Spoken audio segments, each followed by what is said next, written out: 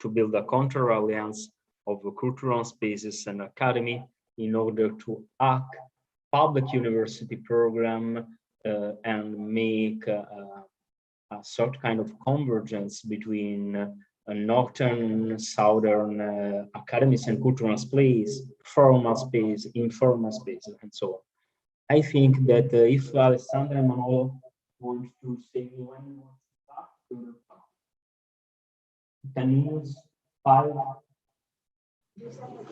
Use your computer to see all the room. Can you come close? And someone else can take the. But the echo is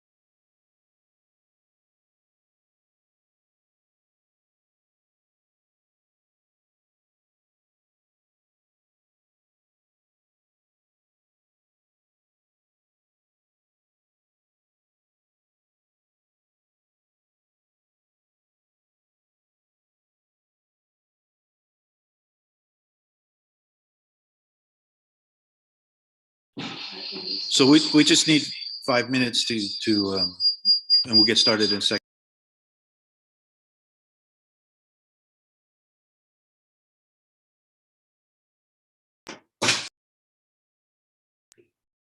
We just need about 5 minutes. We're transitioning from one meeting to another meeting. We'll get started in 5 minutes.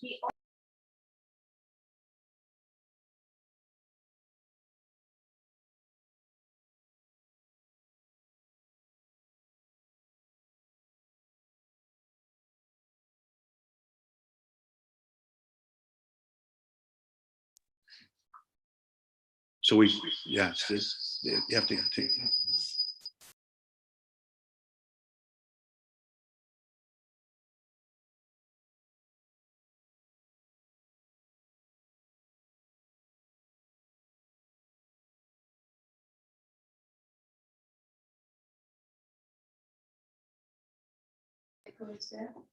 So we just need about 5 minutes we're transitioning from one meeting to another. We just need 5 minutes. So thank you very much.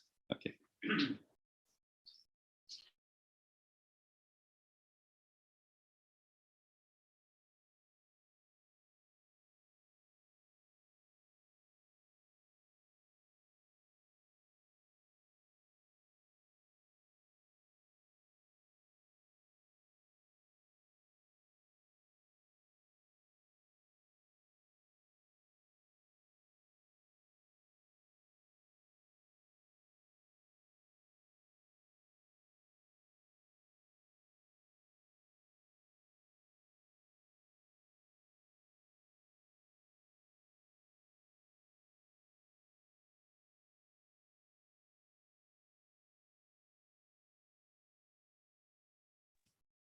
Okay, so we wanted to get started.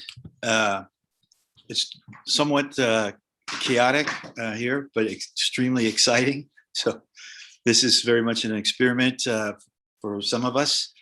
There's a lot of veterans here using these kinds of mixed spaces, but for some of us, this is relatively new. But it's just to welcome everybody and to say hello to everybody here too. Just to get us started really simply, need to, of course, thank everybody.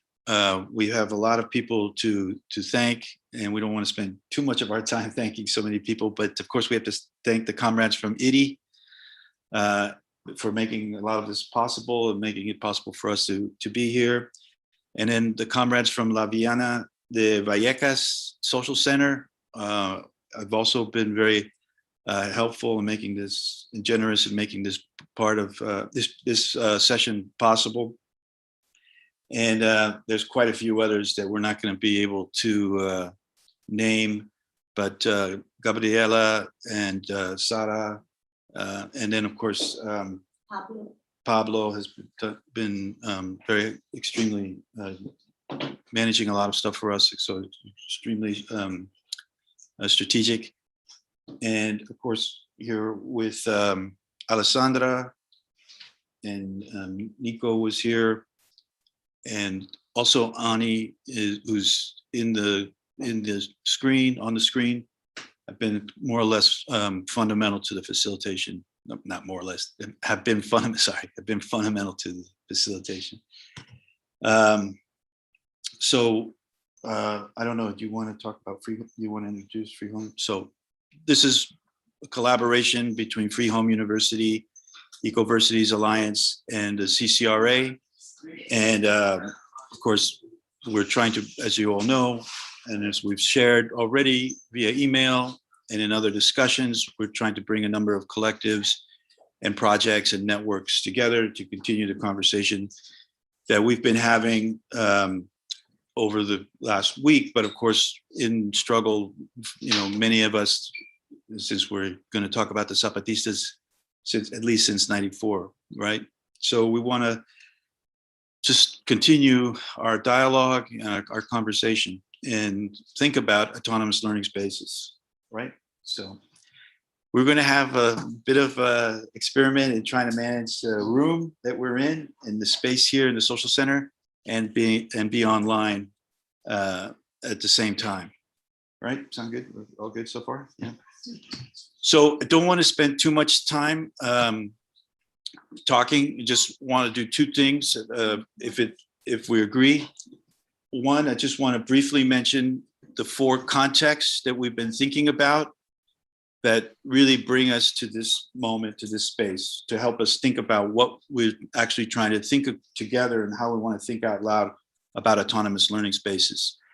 And then just want to mention the four contexts quickly, and then make something of a proposal about how we might proceed. And we may need to make a decision collectively about whether, if we want to spend a amount of time introducing ourselves in the room, introduce ourselves to the screen, or in the screen introduce themselves, folks that introduce themselves. That could take that could take some time that we may not have. So one option would be that we, by way of proposal, we generate some questions together, think through some questions, and then as people share a question, they can introduce themselves and maybe mention their project or their collective, right? Then if we do want to proceed with questions, then we can proceed to questions at a point it feels like we've have enough questions that we've generated. Then maybe we can shift to comments and kind of generate comments. And again, if somebody hasn't shared a question, but is going to share a comment, they may want to introduce themselves, identify their project. So we can, the point of course is to do a mapping and start a cartography of all the projects that in spaces that people are engaged in, so that we can start sharing more of our work together, right? So we want to make sure that that's something we do, and then maybe we can start closing with maybe some proposals and so on, right? Make sense? So we have a limited time here. We have two hours, so we might have to move fairly quickly. Does that make sense? Yeah, everybody agreement there so far? Yeah, agreement on screen. Everybody got a green arrow or a green check or a thumb up, or we good? You want to say something? Sure. Okay. Well, the four contexts, hopefully you all received an email, and we've talked somewhat of the four contexts that we're in, and not to belabor this or go too much, but just very quickly, Obviously, it's the Zapatista journey of life. And yet again, the Zapatistas are mobilizing us to host them and to learn with them, and then reminding us of how critical learning is in our own work, in our own projects, in our own communities of struggle. And along with that, of course, the Zapatista Forum has been convened by IDI and in collaboration with other social centers across Madrid, demonstrating a very rich network and sense of community of the autonomous community here, the anarchist community, and friends.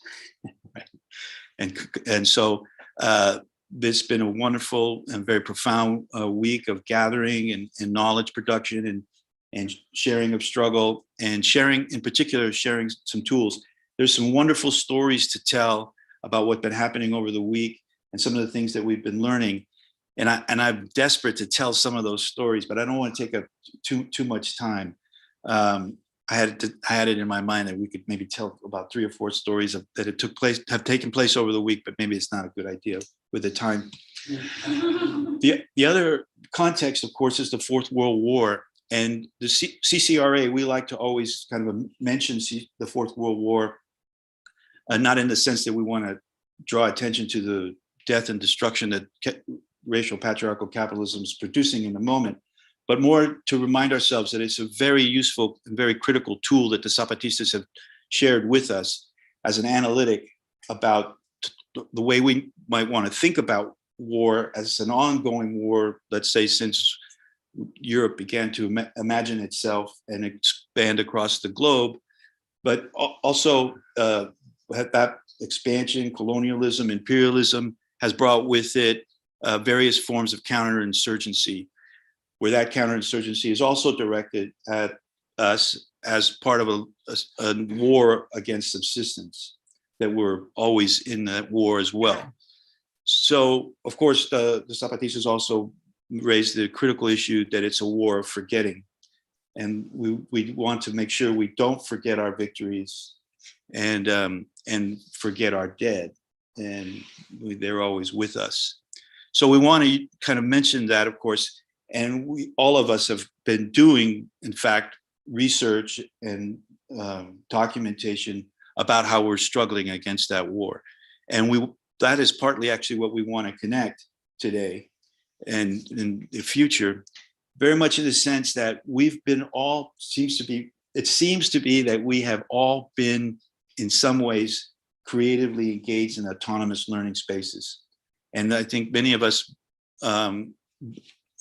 accept the fact that the Zapatistas have been co-constructing those kinds of spaces with us through the series of encuentros, the escuelita, the conversatorios, the seminarios, the marchas, right? And even now the Journey for Life is clearly, in their own words, about learning, right?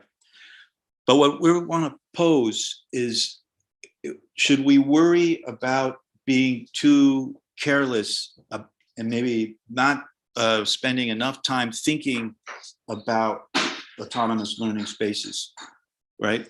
And we wanted to think about autonomous learning spaces, something in the terms of a concept that Ivan Illich uses very frequently in his writings, as does Stavros Stavridis, this notion of threshold. That can we say that an autonomous learning space, can we engage it as something of a threshold in the sense that it poses for when we gather, when we convene, when we fight for space, we find ourselves in this kind of in-between moment where we're asking ourselves, do we want to continue with an industrial tool, an industrial system, or do we want to detach ourselves completely from it? The conversation earlier that folded into this one was exactly that question about, and comrades here we were talking about a counter alliance of academies. Again, just got to emphasize that instituent moment where we may be able to use a dominant institution, reappropriate resources, create space for ourselves, but more with a focus of supporting the social infrastructure that we're trying to build in our communities, in our communities of struggle. right? So it's just that simple. Just how do we think about, or how have we been thinking about autonomous learning spaces? And what maybe have we taken for granted? And what maybe can we start to look at more critically and engage so that we can find ways to be together? One highlight I do want to mention. So yesterday, there was a film screening of the new film about Marichui and in the CNI La Vocera, of course, a brilliant film about a very strategic tool that the Zapatistas and the CNI used in terms of Marichui's tour across Mexico and the collective ethnography that resulted from that mobilization. One of course, the lessons that we're learning from the CNI is how successful that they are when they are an assembly when they're together and a network when they're apart. One thing I think we may talk about is we're very effective at networking as friends, as colleagues, as collaborators, but maybe we want to think more about how we continue to learn assembly, continue to relearn the habits of assembly. And we've got a lot to learn from what's happening in Madrid and Spain. But thinking about how we connect these assemblies, maybe that's not only for us a network, because that term is so loaded for us in, for example, in the Bay Area, in the Silicon Valley. It's such a loaded term. Did you want to say something? Let me pass to Alessandra. No, just thank you, Manolo, for this great synthesis and at the same time analysis. And yeah, the invitation here was actually start to share our questions and our experience, what we have learned from animating, embodying, reproducing, supporting, sustaining learning spaces, autonomous learning spaces. Maybe the first question should be, what is an autonomous learning space? My proposal, just to make sure maybe we share different articulation of that. And I want also to share my gratitude and my honor. I feel really privileged to be in Madrid with all these people, all this amazing collective. We were just finishing a wonderful morning interrogating how we conceive care.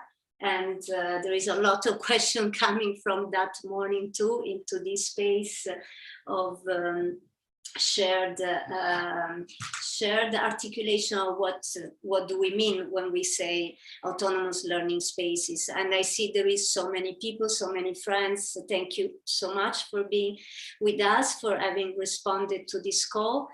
And again, the invitation is to share your question, the question you have for the space you inhabit or you support or you're part of, and in that introduce that space briefly. And maybe in that way we can learn together how we conceive those learning spaces in the different geographies and different contexts we come from.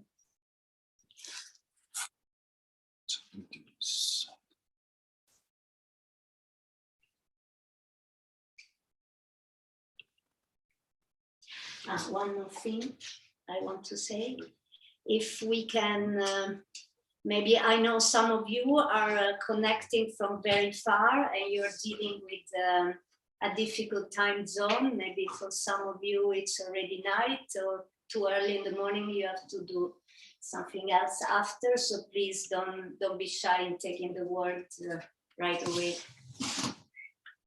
We don't have an order of intervention. It's going to be emerging. Yeah, just quickly, one space that the CCRA convenes on a monthly basis, and many of the comrades in the call here attend or participate, is Sikbal. Sikbal, it's a Mayan term that we've learned from our comrades from the South. It means literally to shred the word. And so it's a space of learning for us, but we organize that space around questions. So we just start generating questions, and that's what we're proposing. We start now with just listing questions. So hopefully everybody can see my screen. Yes.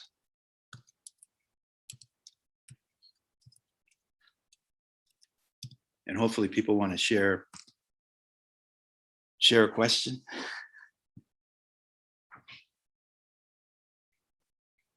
Anybody can start.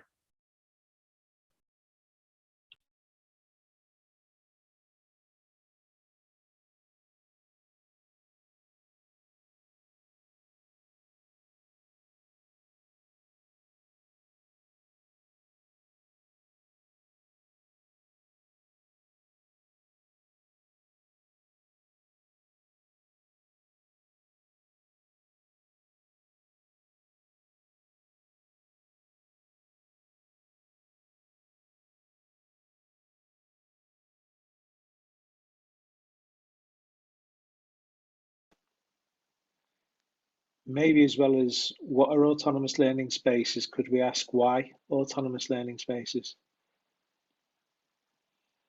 Right now in this space You want- as the conversation. You want to say it? Can you say it? No, I'm just clarifying if the proposal is to bring the question that is burning for my own community and my own learning autonomous space to interject it with the space we're sharing right now. Could be that. Any question? Any question? Any question?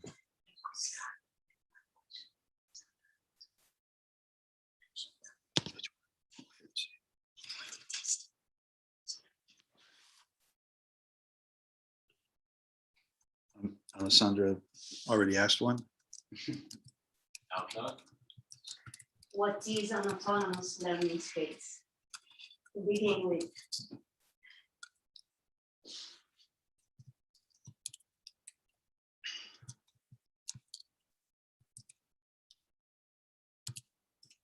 I have a question.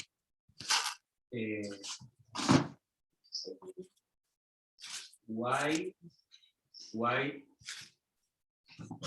we think the learning space autonomous from the life? Why we make that separation? You want to take this occasion to say who you are and what you've been doing here briefly?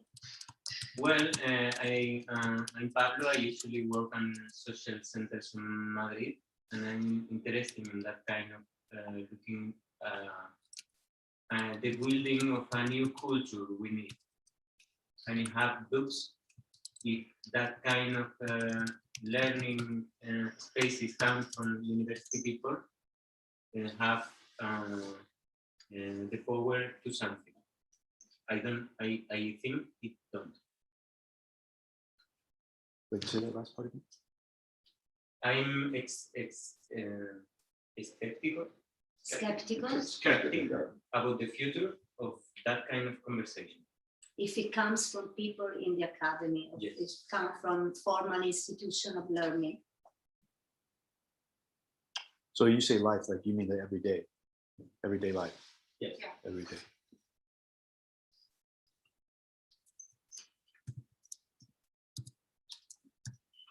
Yeah.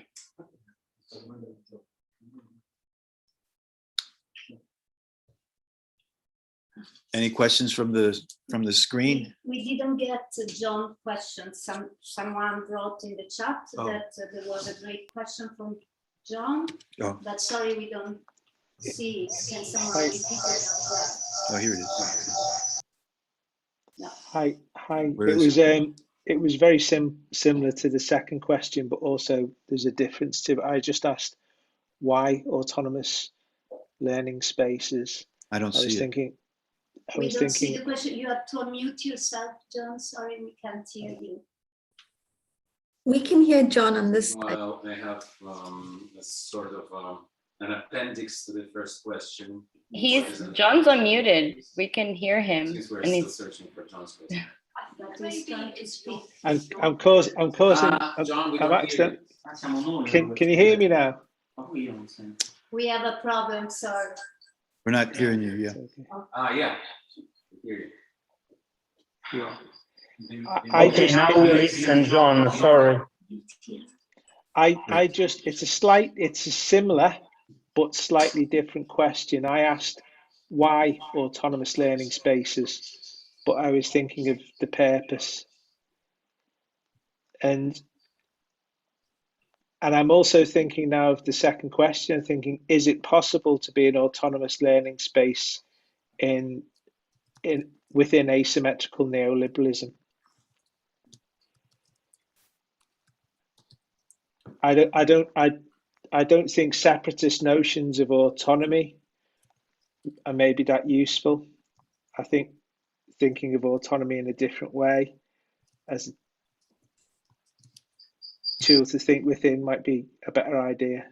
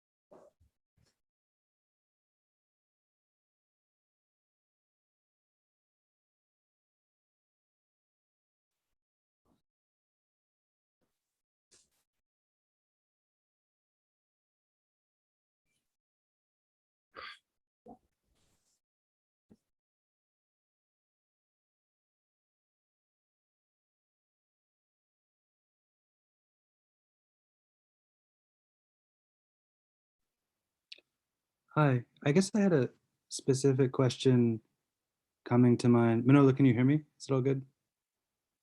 Yeah, we Okay. can. Yes, we can hear you. Yeah, about thinking about the thresholds from the Stavridis text. I was thinking about, like, this idea of Sikbal, and I know people are using it in Oaxaca, people are using it in the Bay Area, we're using it in Madrid as like a form that, what is it, how do we, what are the ways of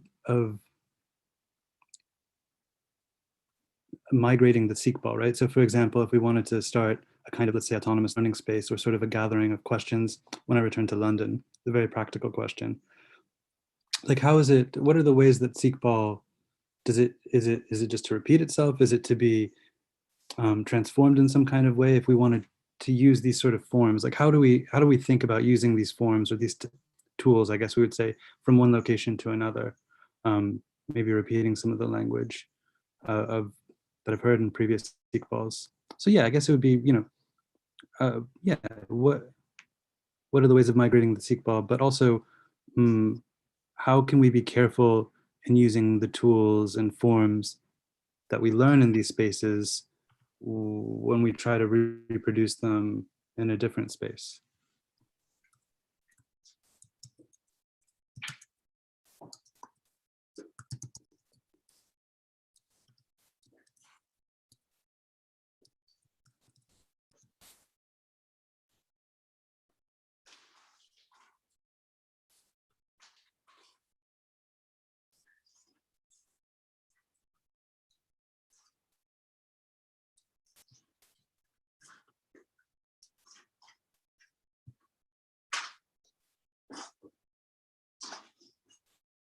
There are some questions in the chat. Manolo, can you read them, or should I?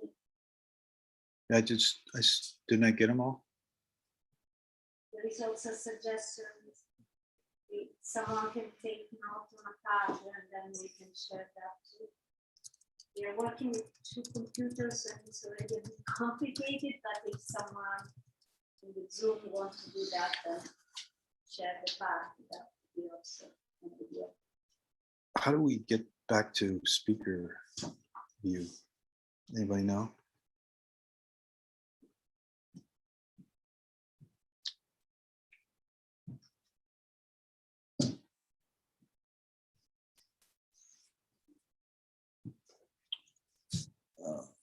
see, speaker. Okay. There.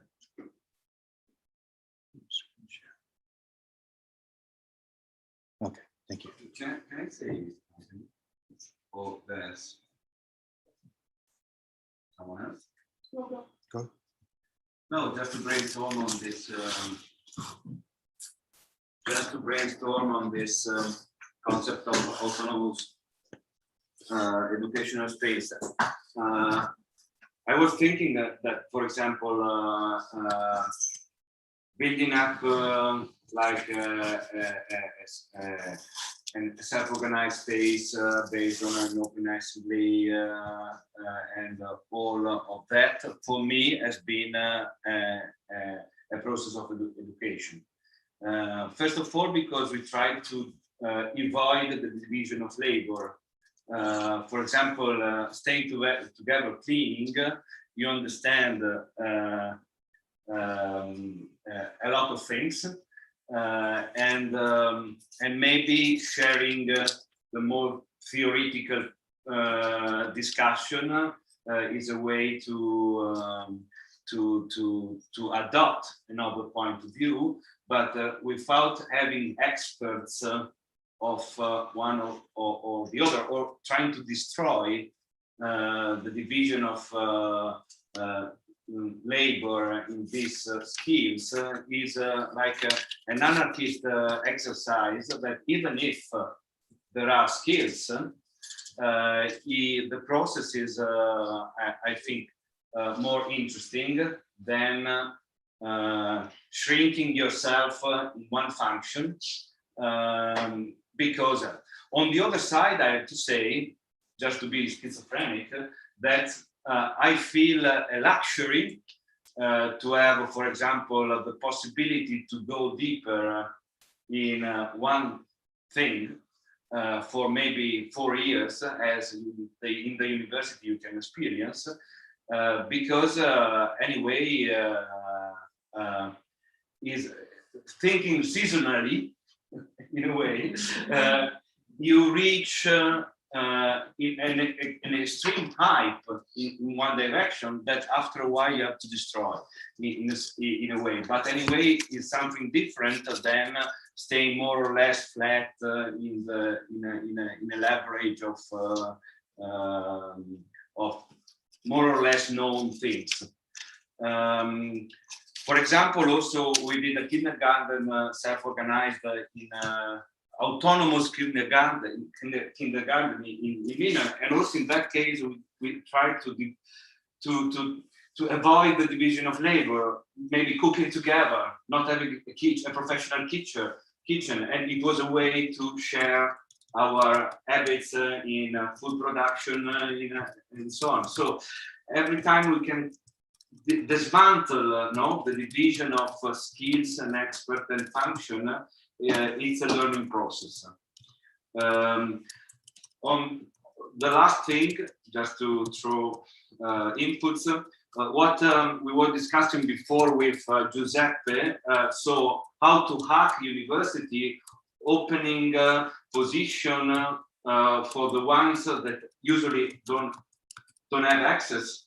It's also a performative practice that I have to say I already saw many times, because I know friends that has this position and always try to do that.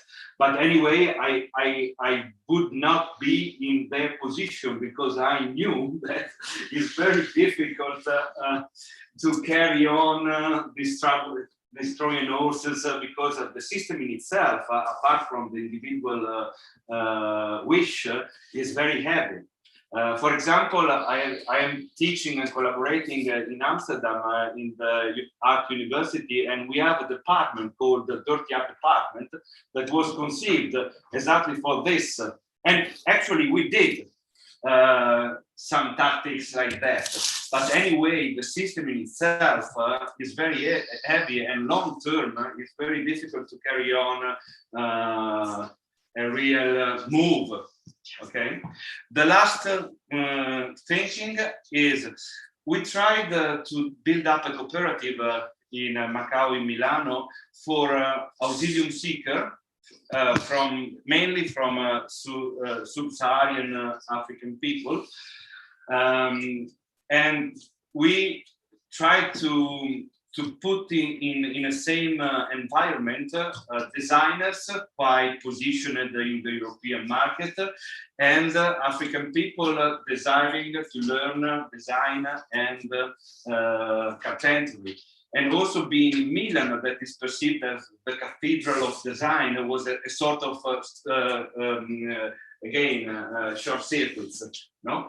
And for in this field, we started to speak about like the shelter, the auxilium seeking as a learning device, no? How we all are looking for a shelter, and how the shelter could be a school. Just to give a background of it, of what you're saying, what is your practice, where you're coming from, the short introduction. Sorry. Yeah, I'm living in Milano, and a lot of I belong to a self-organized space in Milano called Macau, and a lot of practices are from there, and other not. Should we do one on Zoom and one here? Maybe So, you alternate? yeah. Proposal. We can alternate, yeah. Send that on the chat, because I'm shifting on a pad so that everyone can write on the pad as they're asking on the chat. Okay, we don't read the chat from here, but they're asking to. They can't read this? You copy that and you send in the chat so that I can copy and put on the pad. Exactly. So I heard two questions. What quote unquote education do we gain through the actual work of co-constructing learning spaces? And how does the search, for example, of shelter become a critical process of learning? Yeah. Right. And then the examples that.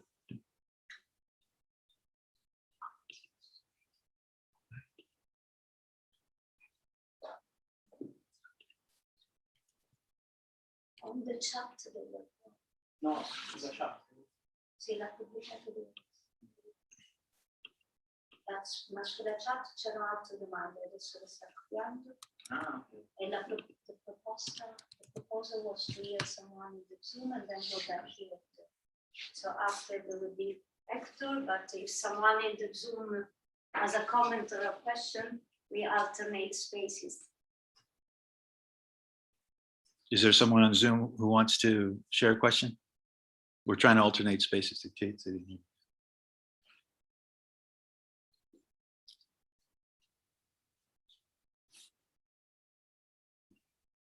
Otherwise, we have Hector ready here.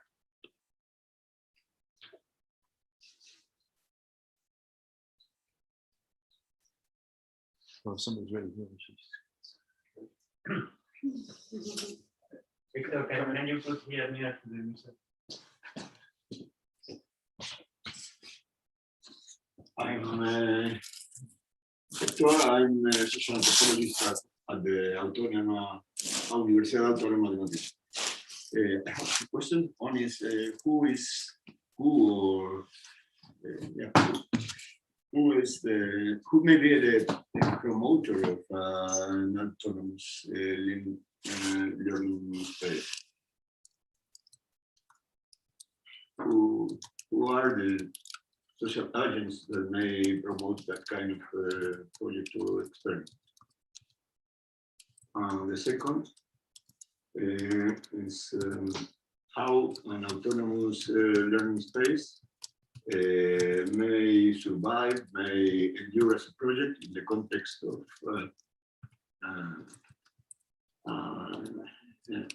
neoliberal society. Well, in the context of capitalist society and neoliberal policies. I mean, by the second one, for instance, if there is some experience of autonomous learning space that is able to survive, being connected to other, to normal, regular, hierarchical institutions, or there is only the alternative of the, for instance, the Zapatistas, detachment of any other kind of institutions of social relations. Yes, sorry, only for amplify the frame of Hector. He is from Autonomous University, but we share. The Autonomous University is not an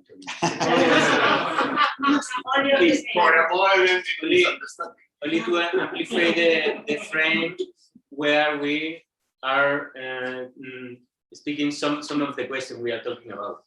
Hector and me have a long, for a year collaboration, and he is inside the university, but also inside a social movement as Ingovernable Assembly in the first years. And we was trying in different ways to make that strange collaboration, making links between that different kind of work. And I think, well, we will be trying again, but on the point, we didn't reality build something new. No? We have different ways. We are in our cooperatives in that different kind of social movement, trying to introduce students on the higher levels of the anthropologist academic, and also trying to share different networks to make that hybrid research with academic people, and also in the framework of the university is like empresas, no? enterprise. Companies, no? Like a company collaboration with the university, but we are trying to hack that because our corporation is like a open cooperative. And then I think, Hector, that that question we are making grow here will be useful because it are the question we are trying to deal, and we are really looking for the better methods to do that. And now we are involved in that kind of big European research for a contested territory, also making links with academic and non-academic notes, and also an international way to make that conversation, principally between European cities and South American cities. And we are on the way. We have not really big answers, but we are proud of try again, no? Try again that virtual relationship.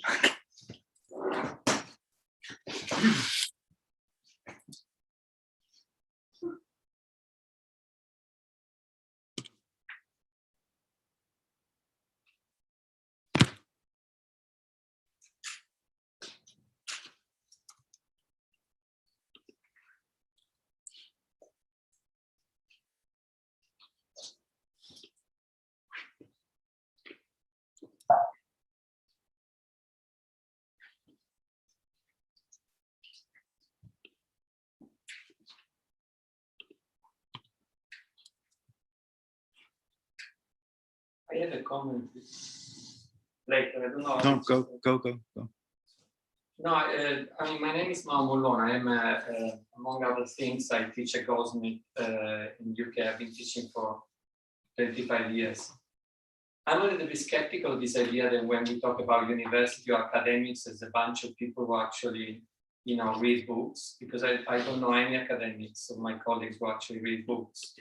Or, you know, it's a bunch of poets that go around in the courtyard thinking about, I don't know, Leopardi, or like university is a place where knowledge is completely destroyed, and there's nobody who really cares about knowledge.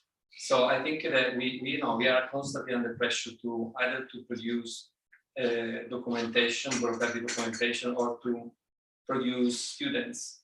So I think that the best way to start this conversation is to avoid this opposition between academics and real people.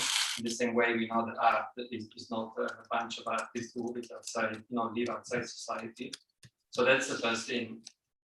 And the second thing is also to try to think about the Zapatista. The great gift of the Zapatista is precisely that we brought together people who are coming out of University of New Mexico City, sociologists who are Marxists with indigenous knowledge. So, you know, this opposition between, again, Western and non-Western, it's a little bit old. So if you want to push forward, I would suggest that we don't take for granted our own terms, and we create a space of knowledge that is really open, even in the terms we use. Right, the pod. Yeah. Perfect. Now it's loading. And we will see the pod. So everyone can put it.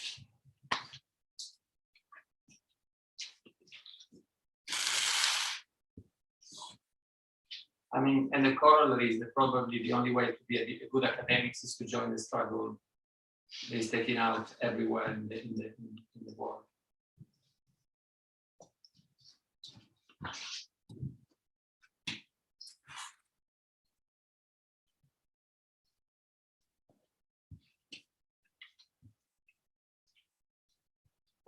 Could I comment on that?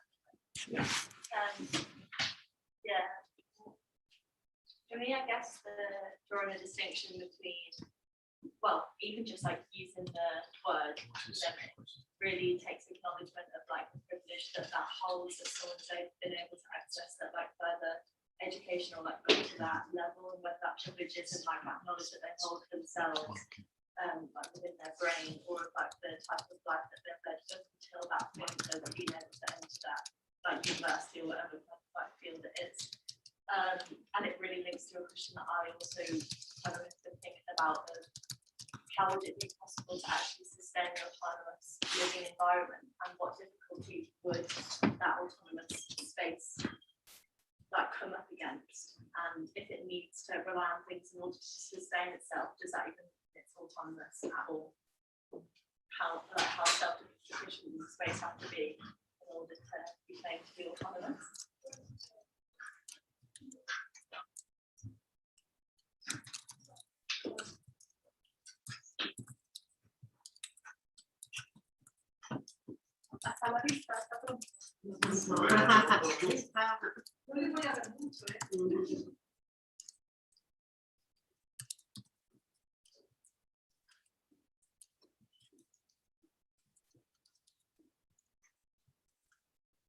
Speaking also of living environment. What was it going to be connected to the living environment? Can you repeat The first part of it? the first part where you spoke about the living environment? What's the question? How you would Maybe remove the mask. Oh, the first part in like response to the distinction. Your question. That part about like commenting about the distinction. When you spoke about living environment, what do you mean? In which sense? Oh, okay. Well, first of all, I was responding a little bit to what Mal was saying about the distinction between like just using the word academic compared to just like everyone in the whole like category. And for me, that would be important because it's just like acknowledging the privilege that holds to either bear that knowledge. Sorry, I'm talking very fast. To bear that knowledge, or like what life experiences you've had up until the point of going to that further field of education. And for me, that draws a lot of similarities with the question that I was thinking about of what difficulties would an autonomous space come up against while trying to sustain itself, and how possible would it be in order to sustain itself? It needs other things to sustain itself. It's really autonomous. So there's a question from the screen. I have Go ahead. I have a question. I'm not sure it was me, but I'm just thinking also about accessibility, you know, the way that education has been experienced. It's a location that people go to obtain it. And so as we think through the idea of autonomous learning and autonomous spaces, how is accessibility articulated in these spaces? How can those that maybe, if this is a location, how do those that can't necessarily arrive at that location receive what's going on in those spaces? I think this might be close to what was just asked. I'm having a little bit of trouble hearing what's going on over there, but it might merge. You may have to come a little closer. Yeah, to people have to one of the speak two maybe some- computers so we can be heard. Any other questions from the screen?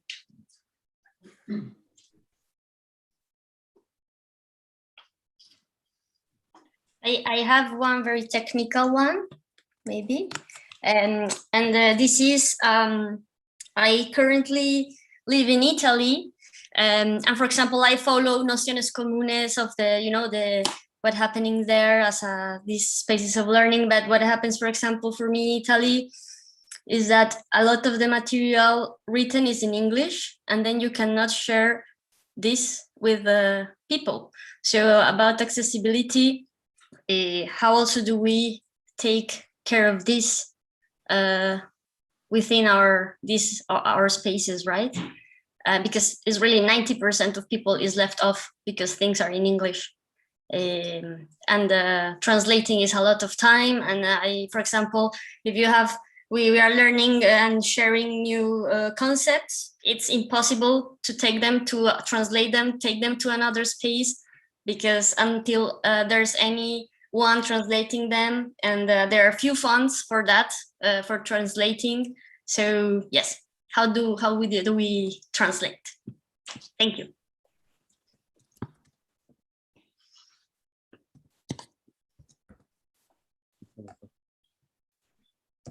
Questions, any questions or comments or observations or? I have a question. I'm Ani. I'm part of CCRA. I'm here in San Francisco this morning. My question is, how do these convergences of autonomous learning spaces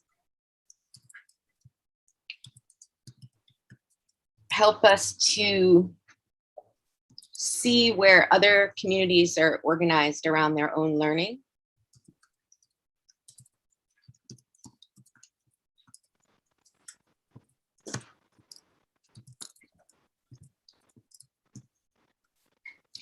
And I think just to link it maybe to John's kickoff question around, why these autonomous learning spaces, what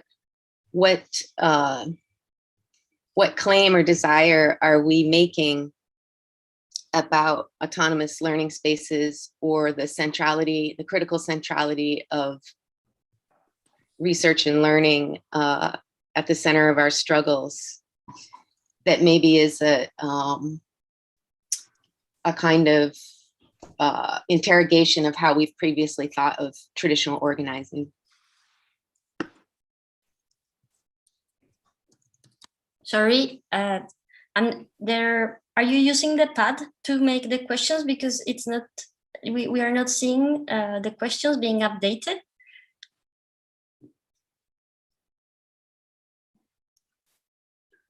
Which is an interrogation of what? The pad, the collective pad. I see you're taking notes. Traditional organizing. Traditional organizing. Traditional organizing. Traditional organizing. So I don't know why the pad is not working. And I'm not sharing the screen with the pad. Yes. I'm sharing the screen with another program that I'm running just to jot down the questions. You are sharing the shared from a pad, which is where we all can write, right? But I am not seeing your questions being written there.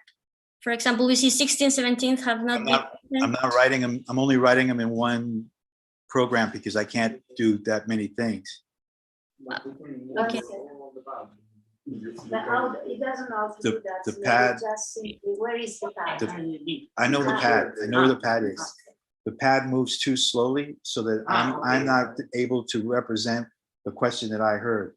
So one question is whether or not I should be mediating the questions, and that's a fair question in terms of this process. But this is the process that we're used to, so that we try to document every question that we can. Yeah. Can people directly write on the pad, as we do, also taking notes in this way and taking the question in this way? Maybe we can do both simultaneously. Angela, do you understand? Hi, I'm Giuseppe. we know each other. But everybody should. You know that there is we have a problem here because using the pad is too slow. So Manolo is writing on another program how we can solve it. What do you think this problem? Because we are not able to update the frame pad, and you understand it's a trouble that we have. I have an idea. Okay. Well, you, Manolo, can write the question you are regarding on the chat, and then some partner on the Zoom can move on the pad. It will be useful. Then you write on the chat. On the chat? And some partner include that chat question on our pad. Great. You can help us on this. I can yes, I can pass it to the pad. Perfect. Okay. So I would ask Manolo if you can put the question after the 15th because it's missing. So if you can please put it in the chat, I will paste it in the pad in the common pad. Thank you. Okay. I'm going to go ahead and keep writing questions, and then I'll just keep pasting them in the chat, right? Yeah. Okay. And after we show the pad. Right. And we can send the pad to each other, and we can keep updating the pad afterwards. You help us updating the pad directly from. Okay. Okay.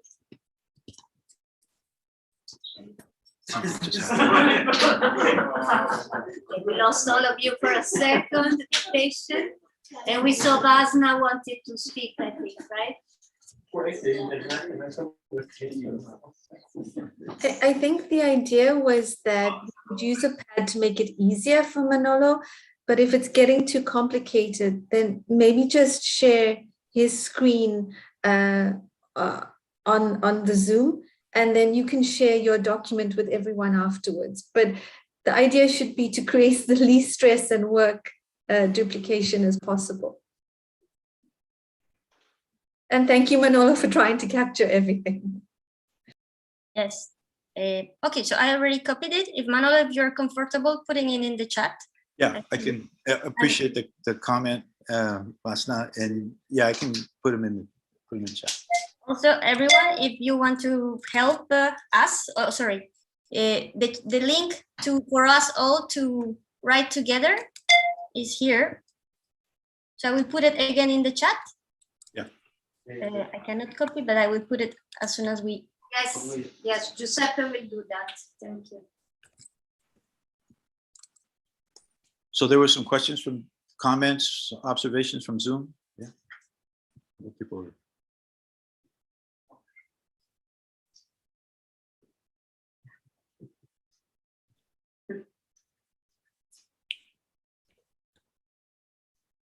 We're good. Huh? Wait, no. Thank you, first of all, to Manolo, because he was writing crazy. And thank you very, very much. No, I want to return back to this strange opposition between knowledge in the academies, knowledge in the life. So my question is, do we think that can exist all the knowledge that we need totally outside and not influenced from the knowledge that is done in the public space, in the academies? I don't think that we can be not influenced from that knowledge. That knowledge will influence us anyway. Just quoting Foucault, how expertise and the knowledge is power.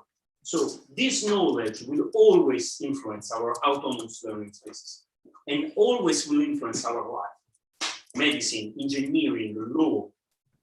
So the point is how we can build autonomous learning space that are so powerful in their critique that then arrive also as knowledge in the expertise and power connection and change them. Just one quote, Basaglia, and all the critique done on mental care, for example. It was started from people in the practices and was started also with a sort kind of knowledge that changed that kind of expertise. So I think that this contraposition is a contraposition that make the play of the powers. Let's say we do the real knowledge, you do another one. We have to create our knowledge, but exactly to break the system of knowledge power that in which we are all influenced in our life. Yes, poi continuidea. Let's also maybe invite those who have not spoken yet to take the word, and maybe if nobody will intervene. I have two questions. Come close to the speaker. Where is the speaker? Maybe here. One of the computers. Sit on it there. No, where is simple one? I don't know because I came late. Unfortunately, I was losing time. But actually, it's super simple. First question: what field of knowledge is possible to transmit autonomously? For example, if it's medicine, I need medicine, therapy, healing, theory, what kind of knowledge, maths, physics. So, of course, because they're all coming from very kind of specific background of social movements, and we presume by default that knowledge within its kind of knowledge, militant knowledge or militant research, something producing knowledge useful for fighting or struggle or people struggle. This first thing, but and if we try really to come down and say, okay, this maybe we need proper education, this we can't teach because we need special expertise and special facilities for that, laboratories and so on, then we understand exactly where we are. So that's my proposition. And second one, more or less related to how we evaluate our processes of knowledge, gaining and becoming. And especially they are connected, because if you're more specific about discipline, you understand there is quite different systems of evaluation. And also struggle, quite easy to evaluate if you 1 year have 100 people in autonomous spaces, next year you have 5 people, that's some problem. If you start with 5 people and then next year you have 100, it's quite clear evaluation progress, you know. But at the same time, I guess it's really serious, and very often I feel it's ignored. The same with art production. Of course, everyone is artist, but then what? You know. Can you say from where you come from? What is your space of knowledge production? I'm artist and actually from Russia, St. Petersburg, School of Engagement. Community organizer. In local context, it's called community. Other questions, comments, observations from Zoom? We haven't heard from Zoom. Can I do a comment?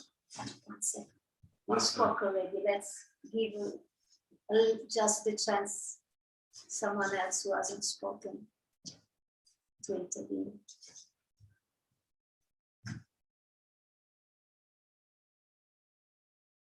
Anybody from Zoom?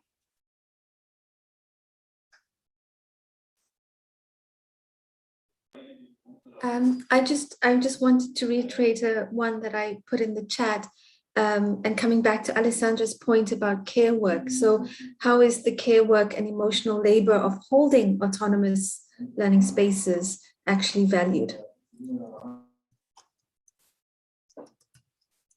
Vasna, can you introduce yourself and the space you work with or up and against? Yes, sorry everyone. Hi, I'm Vasna Ramasa, and I am part of the core group of the Global Tapestry of Alternatives, and I also work within the Neoliberal University at Lund University in Sweden. Thank you.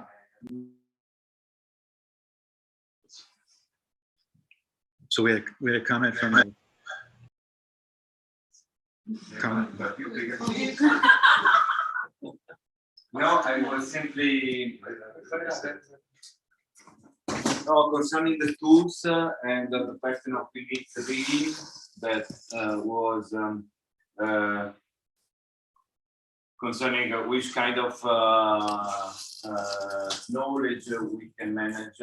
I think it's important also this side that maybe not mentioned till now of the availability of knowledge. For example, we worked with Marcel Marx and also Pirate Care maybe is here. For example, this enormous work of putting open all the libraries that we can access in terms of book, avoiding the copyright. And I think it's only a matter of time if you want to study an enormous amount of knowledge that is available, possibly available. So I think there's no limit in terms of.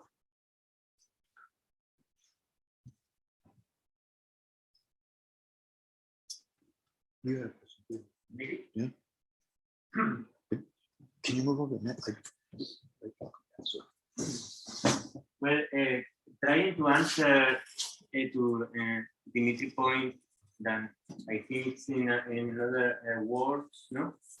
We talk about the knowledge is inside the formal institution, no? Like you said, no, like medical and physics, or something we have not learned, and we consider that it's quite difficult, quite complex, and the truth is inside the institution of the university. Okay, it will be true, but I don't think so, because the knowledge is inside the people. And also the teachers and the medicians and the physics theorics have the knowledge, not the institution. The institution is like an empty building, an empty space that built empty. Then the knowledge is inside the people, not inside the institutions. And another point I want to link to another last point, no? We are talking about hack the institutions. I trust that issue. But in my experience, when we try to hack the institutions, it becomes that the institution hacks ourselves. When we go involved in that bureaucratic, in that sense, no, of the institution catching all our knowledge. When we try to hack, they hack ourselves. A quick parenthesis possible. Again, yeah. Again, a little bit about this dichotomy between the institutionalized and appropriated and appropriate sort of knowledge and the learning and the knowledge of the people that they somehow have already. That's why for me the example of Zapatistas, coming back to the Zapatistas example, is so important, that they combined the necessity of having the knowledge of the sort of institutionalized people who are working in the labs, who were studying for 500 years for those explicit matters, and they developed their knowledge quite specifically, and the knowledge of indigenous people, people from the land, people who embody the other type of knowledge. The consciencias, for me, is one of the examples how to approach this question and how to not dismantle this dichotomy, but to go beyond it. It's not a contradiction. It's a way to combine things in a way it can be useful for the struggle.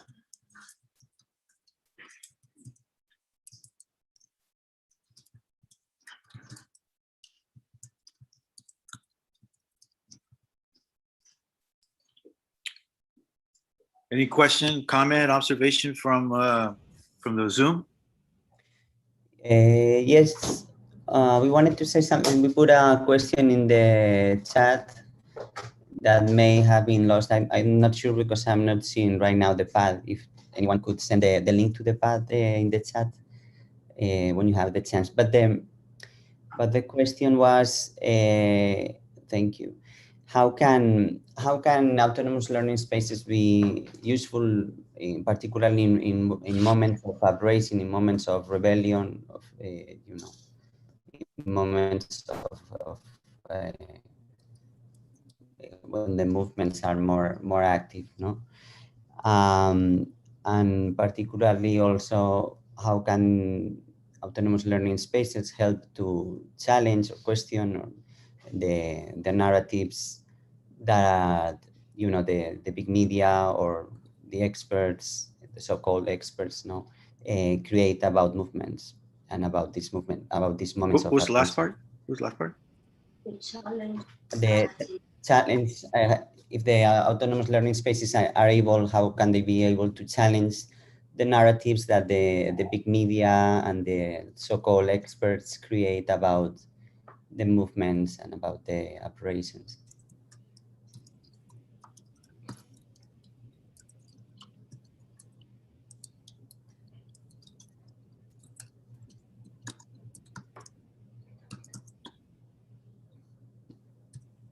Okay.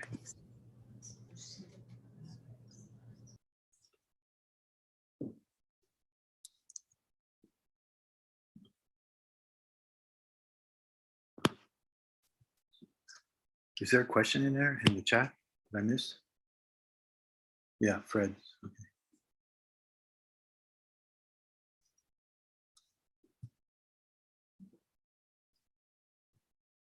Small. Valiana wants to. Valiana wants to intervene. Okay. Go ahead, Valiana. Go ahead. Can you hear me? Yes. Okay. I'm Valiana, I'm part of CCRA. And my question is like how we could connect struggles with the CNI also, that they are also part of the journey for life, and how we could create these learning spaces, trans-territorial learning spaces to defend, for the defense of the territory, with the question of how we could go beyond solidarity, that it is not only to support in some way the struggles of indigenous communities, but actually to have these learning spaces, like, for example, to know what are the companies that are actually in our territories of mega projects, for example, what are the companies that in Europe that are involved in this, in the Mayan train, or in the Proyecto Integral Morelos, and other in Oaxaca, in the Istmus. So yeah, how we could create this trans-territorial learning space with other indigenous communities in order to hear also, but to learn collectively. That will be my question.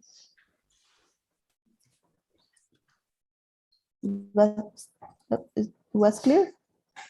Yeah. I can see. I think I got it. Okay. I can't see it in the past, but I fully trust you, Manolo. Is my screen showing the questions? Yes, Yeah. Okay. It's transferring directly from the Yeah. Okay. Okay. Other questions, comments, observations? Anna, this Come close. What he said, like about the knowledge and what's defined one kind of learning space, or another one if it's the knowledge, if it's the knowledge is inside people, so the people like. I think that the question can be like, are we sure that what's defined one space and the other is the what, and so what knowledge, what kind of knowledge, and it is, or all the different how, you know, like the different languages, the different accessibility and modality of all of this knowledge. Yes, of course, are the main part, but it's more how, like, about this knowledge is more about how and not what, and maybe this can be the difference and between one kind of space and one other kind of space of learning, like a learning space.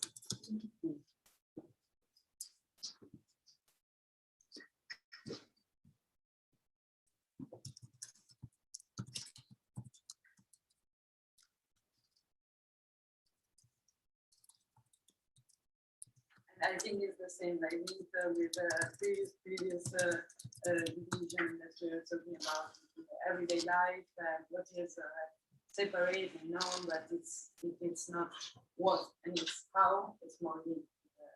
Everyday life. Other questions, comments, observations?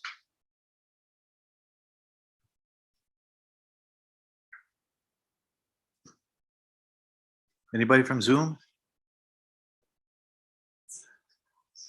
That sounds strange to say, especially given the questions.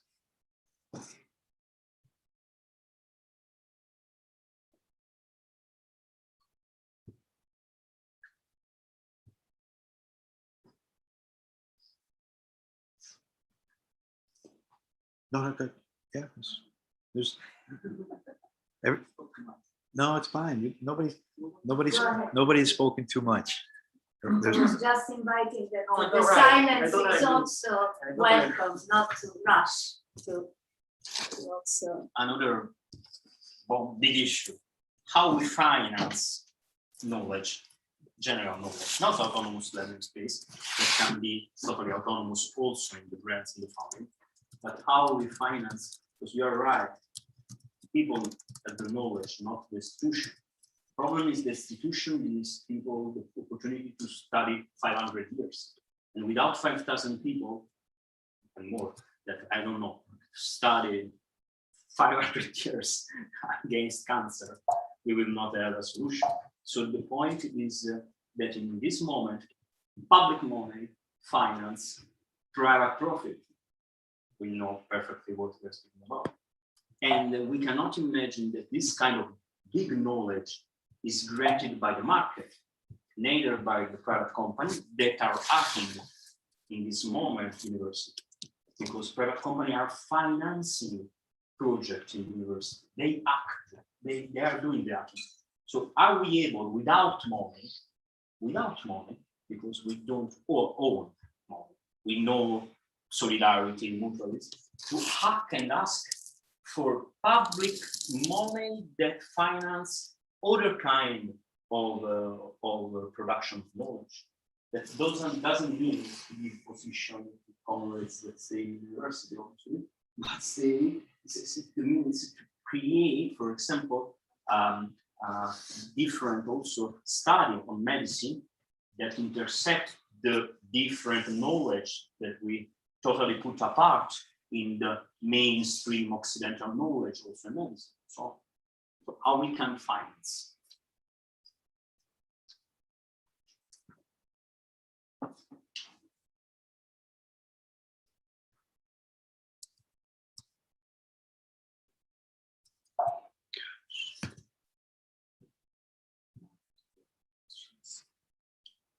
I have a lot of questions. Go ahead.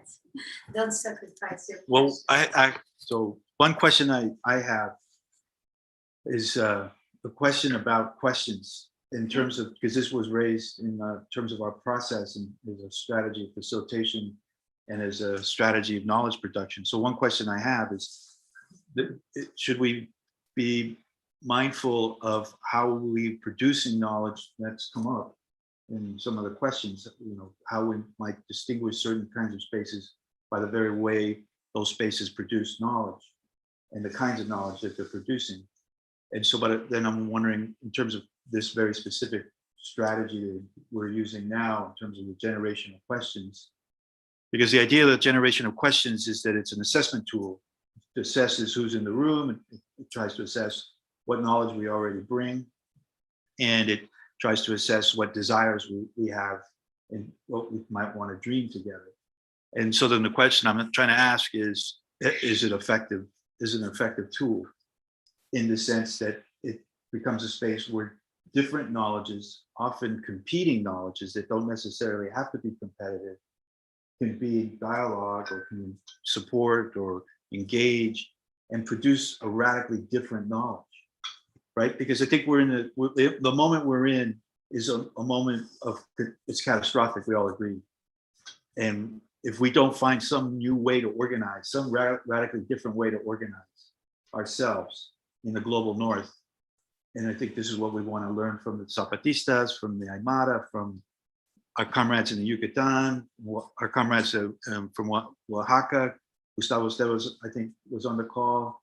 That, you know, the Universidad de la Tierra makes this very deliberate gesture to create a space and to learn, and not to be educated by somebody else or something else, but to learn ourselves. So I'm asking if the questions is a tool, an effective tool in that regard.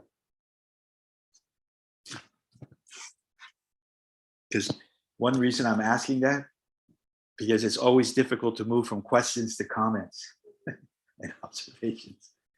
Because sometimes people are shy, and sometimes people not sure what the space is doing, or they may feel like they talk too much already, or they feel like other voices should be shared. So I'm gonna write that down. Oh, and I'm having trouble pasting the questions all of a sudden now that my chat's not working.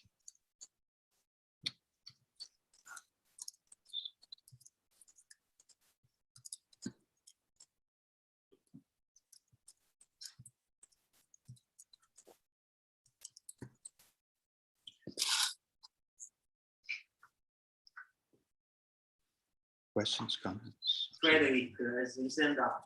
Frederick. Oh, go ahead. Frederick. Go ahead. Yeah, I guess I just wanted to try to explain or make a little more clear what I put in the chat. And it was just that I mean, sometimes, you know, it's frustrating when there's these sort of glitches with the technology and things don't seem to be working out quite right. And here it was clearly connected to the sort of way of proceeding, you know, that we've had in Seekball and the sort of accumulation of questions. And I was thinking that, you know, maybe there's like a kind of poetics of the accumulation of the questions. And it's an interesting poetics because it's also a poetics of documentation, like a kind of, you're documenting what we're doing while we're doing it. And I guess I was just thinking that maybe if we think about it as also a kind of an aesthetic problem, it won't get rid of the frustrations, but it might actually add some questions about, you know, beauty and pleasure to the frustrations in ways that could also enhance the organizing, particularly when the problem of organizing is in part this problem of our kind of dispersal into different groups after we gather in this sort of larger group and we go off away.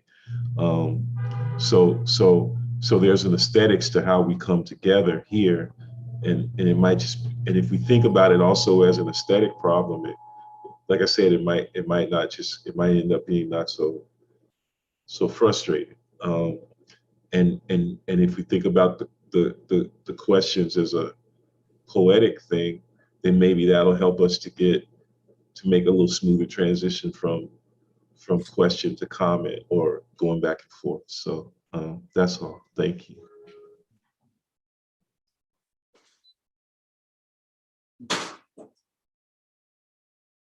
Which Frederick want to introduce himself? Be interesting to see what he put from. Fred, did you hear that? No, I didn't hear. Sorry. Go ahead. I just said, would you be interested in introducing yourself, where you're from? It'd be interesting to know whereabouts are. Oh, introduce myself. Oh, I'm sorry. My name is Fred Moten. I live in New York, and I'm here this morning in New York. So.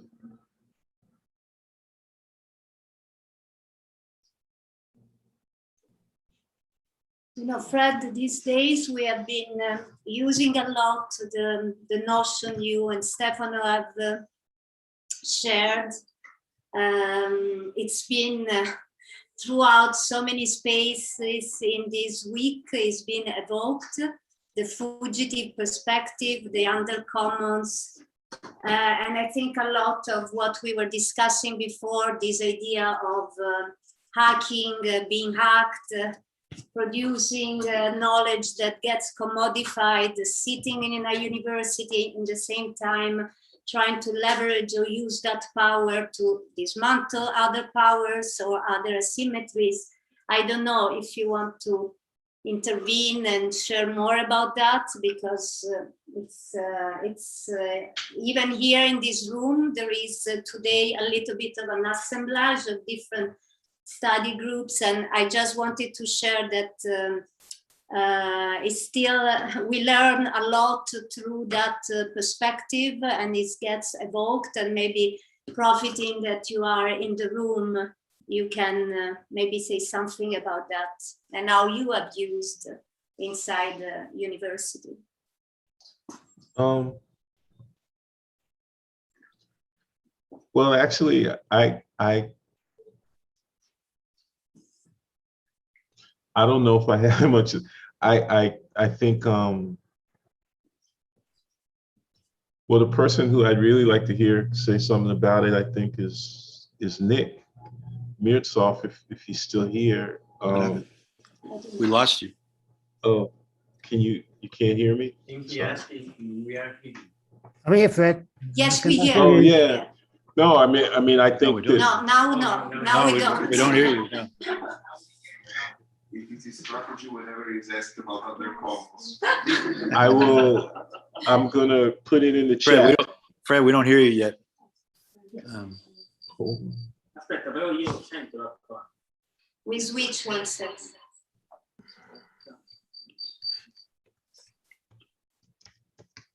Try to speak.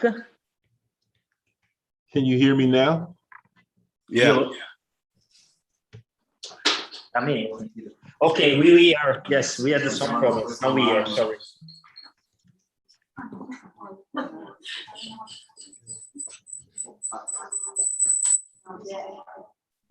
Leva muto qua.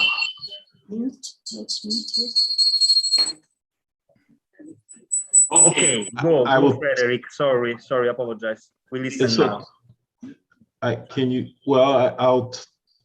was trying to type rather than talk, but I mean, these are. I think it's interesting to think about the problem of organization as an aesthetic problem too, and I think rather than try to link it up to some questions about the university, I mean, it's just a place where we work. It's a bad, horrible, evil place to work, but most of us need jobs, so it's not that much. It doesn't feel like there's that much profit in worrying about it too much.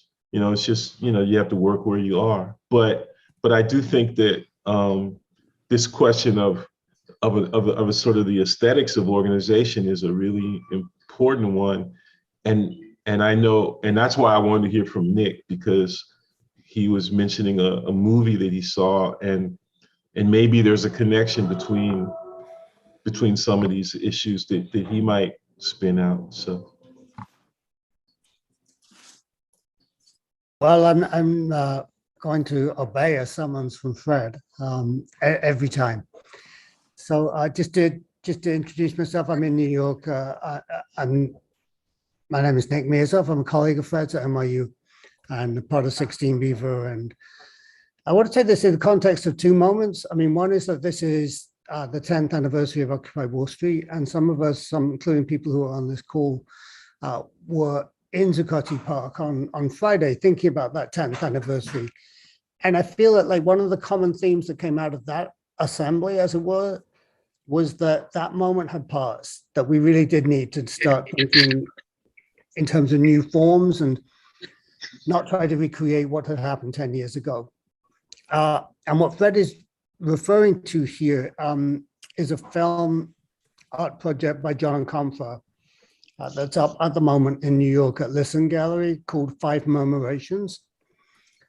And murmurations are organizations of birds who move in dramatic shapes and patterns to deal with a threat, usually a bird of prey, usually. But they create this astonishing, beautiful forms collectively. in doing that. And a conference film is a 3-screen, it's black and white, it's a meditation on the experience of having lived through lockdown and the pandemic and the George Floyd uprising. And so the murmuration comes through as a kind of as a thinking about community, as a thinking about Black life, as about the thinking of sound and what he called unsounding, and the pressure, literally, that comes on the possibility of breathing together. And Derek Chauvin appears in the film, and it's very, it's almost like a meditative moment. When it's about a half-hour long, I think the film is, and it's a darkened space, and people sit on these kind of beanbags that are in the space, and you know, it's very striking to put that film together with the anniversary of Occupy in a current context in New York, which is given over to wealth in a way that's really quite spectacular, in the sense that there's a kind of revival of greed and of spectacular consumption in a way that I haven't seen in a long time here. And that what seems to be emerging as people come out of lockdown, even if the pandemic is still very ongoing, is this enormous confidence on the part of the spectacularly wealthy to display themselves and to flaunt wealth and consumption in a very individualist way that seems to require a kind of murmuration from us in response.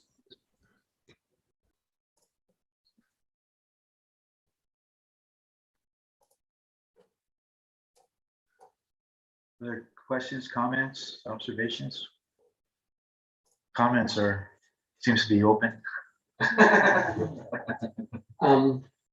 Yeah, I have a comment in relationship to what Fred was saying about the poetry and the aesthetic of organization. I think that IRI, which is partly hosting this conversation, is really looking at this poetic of different organizational forms that comes in and out, pedagogy, activism, and art. And in that way, the university can be very flexible, in a sense, very porous, in the way you don't even need to hack it, but you have to just get the currents and the flow that inside it allow for a specific kind of conversation to happen. You just have to take that space, as in any other institution. So I like that approach, and I wish there were more poets in my department, because there's nothing about poetry or knowledge, it's just about making money. But if I comment on this, what I see teaching in university right now, that there's a lot of I teach in the university what I am studying, this militant research and aesthetic of organization, and I think that there's a lot of department in many fields that are providing these contents or calling for people with these contents inside the university. There's not only this. And I think university is a battleground for this reason, because there's also other attitudes and positions. What a question again is if on one side, I think the university and academics in general has this symbolic value to build up the public discourse. I feel this, I have to say. And the contents of this battleground that build up the public discourse mainly is done and provided and filled by these undercommons. this is the feeling that I have on the general dynamic. And I don't know if in itself we could attack this symbolic value. Sometimes we spoke about also why this university in sense of universal knowledge. And so sometimes we debate about multiversity. Why not a multiversity instead of a university? Because anyway, the academic has this power as the monopole of the cultural hegemony, and I think it has this power because anyway, if you have a big university, a big department that for 10 years provides some contents, you can feel the landing of all this process in society. Yeah, come close to the mic. People are saying that it's very hard to hear us from the room, so please.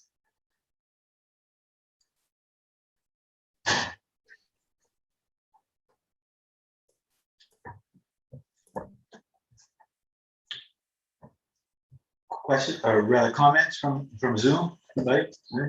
Comments, observations, thoughts?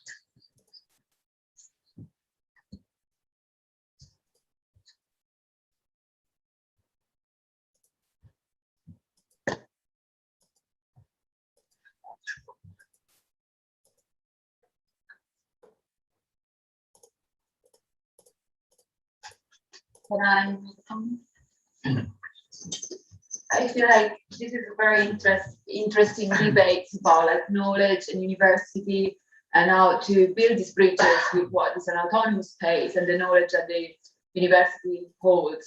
But at the same time, I also do feel that there is something that is not taken in consideration because we are talking about a bit with the eyes of the past in the sense that all of this discussion about knowledge and university now has to shift in a complete state of emergency, and which means maybe questioning what is the lens that we should hold to share knowledge and decide what knowledge is appropriate to be shared in a moment of crisis that we're living.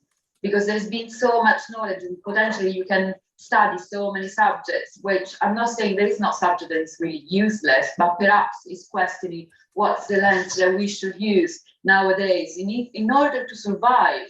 And so we need to make some decisions, I feel, to the knowledge that is shared, and questioning it, what is appropriate to focus on, and how do we share this outside the walls or the institutions, and how do we do that in order to influence media, to influence people that can access university, in order to change ourselves, because there is being produced so much knowledge in this world, and it's the time that we kind of narrow down and decide what is actually useful in order to survive.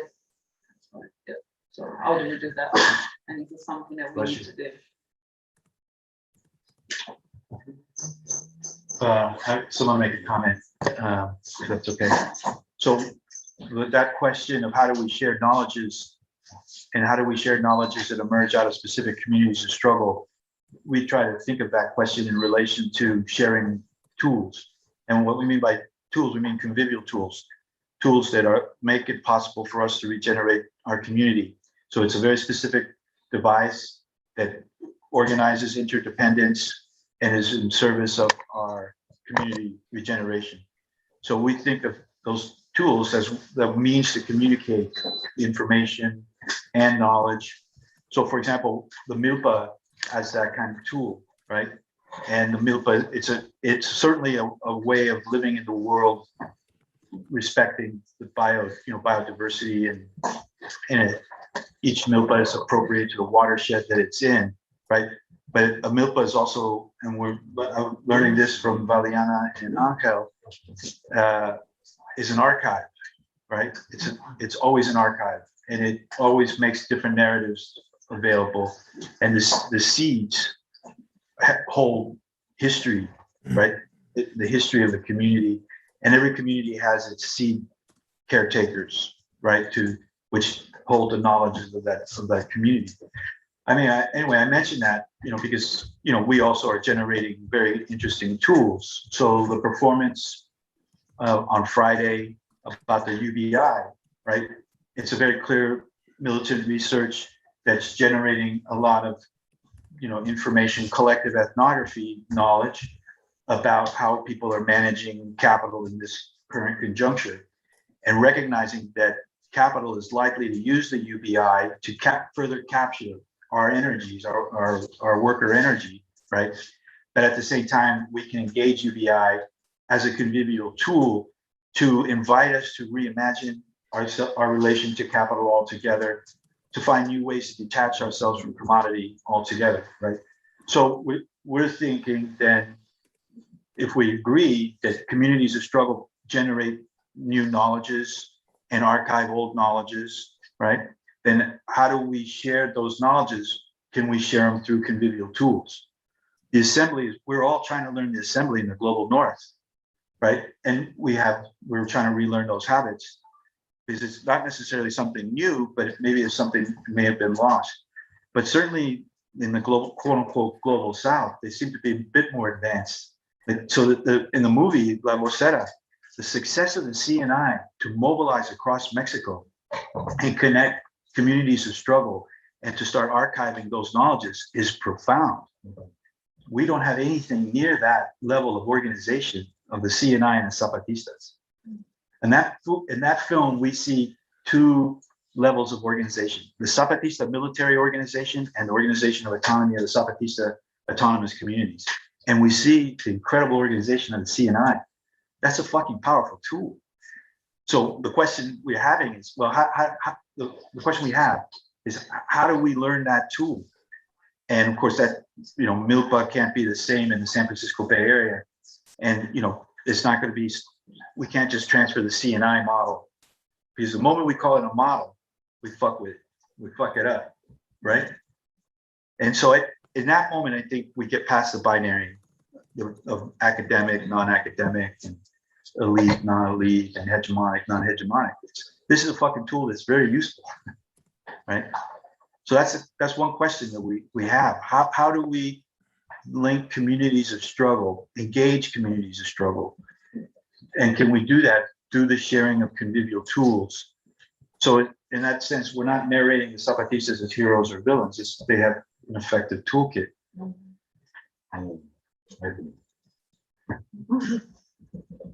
Sorry, I made speech.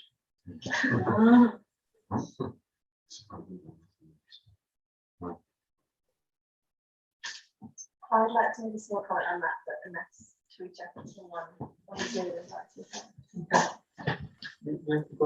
Is there no one in there that's waiting? Any other toolkits or models? Go ahead. Yes. I'm really moved by what you raised, Manolo, because how can we? It's difficult to phrase it, but I can feel through it. So I want to speak about what is unsayable, and I'm going to speak about it. So when we converge, autonomous spaces converge, I see a lot of faces and people here. I hear voices who I know, I love, and I trust. It's because a lot of us know each other, and that's why we are here. And that creates an affect that is unspeakable. I mean, I'm just really happy to hear so many voices and so many faces, right? Because we've been together before. And the power of autonomous spaces and learning is not possible to just describe and write and archive, because as Fred said, there is, it's about the art and poetry of, not the art, but the poetics of this live moment that is both impossible, but there can be pleasure in this. And so I'm just expressing that pleasure right now, this feeling of the ungraspable thing that happens. And that's about something that has preceded us before we gather here. So something has already happened, which is a sense of learning and being together in other spaces. And this convergence is a convergence of convergences. So I just want to mark that. And other than that, I want to share a question that was raised before about how do we shift traditional organizing? You know, it's not a linear way of learning, and it's something, how do we acknowledge that there have been other autonomous spaces that are not visible, whether Dalit spaces in India that I haven't even seen them, but I have heard them through books, through voices, through people. And I hear other voices in other regions, right, that I haven't visited. So how do we learn to listen and feel in autonomous spaces? Just because there was a question about how does a convivial tool translate itself in another space, you know, in another autonomous space. So the question is about, is it possible to become better listeners when convergences happen, so that we can do the caring of the unsayable and the unspeakable, and carry it with us when we move to other spaces? So can we become the convivial tool that you know, can our body be of good use in this situation? Like body knowing. I'm sorry, I'm not so articulate, but I'm just responding because I'm feeling something.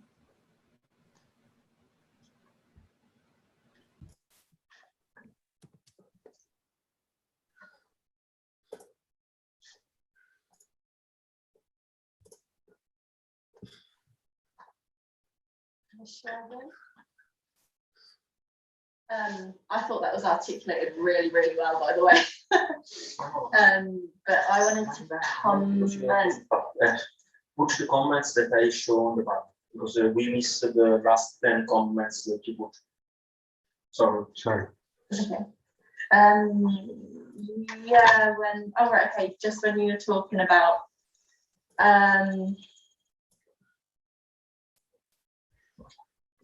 this, when Lou was asking the question, what knowledge is relevant now in this time of crisis in order to learn, we kind of my brain came to the convivial tools and these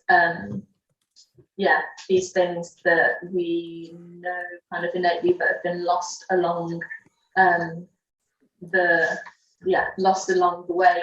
How do we convince the wider public that this is the knowledge that we have selected that is appropriate in this time?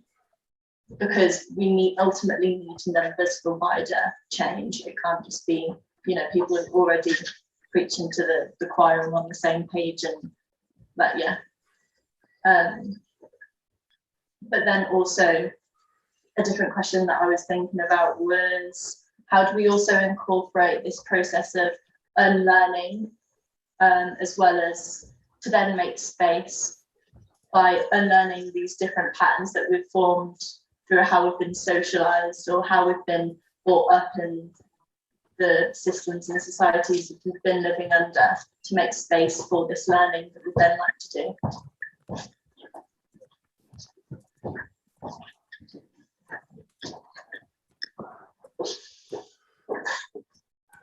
Other comments or questions, or maybe proposals? Maybe we should start thinking of proposals, maybe, because we have to leave fairly soon. We want to keep the comrades here too much longer. John, go ahead. Hey, yeah, it was just a kind of comment on the last couple of comments. I love the idea via that Nick was talking about via Fred of memorations, and the kind of an aesthetics and aesthetics of the kind of politics we want to put into action. And I was thinking of what you were saying, Manolo, about iterations of activisms that might be the use and reuse of a toolkit like the Zapatistas, but they will always inevitably be very, very different because of the specific situations within which they're employed. And I love the idea of a kind of a concatenation of murmurs. of activisms that are linking us together, which are similar but ultimately very specific.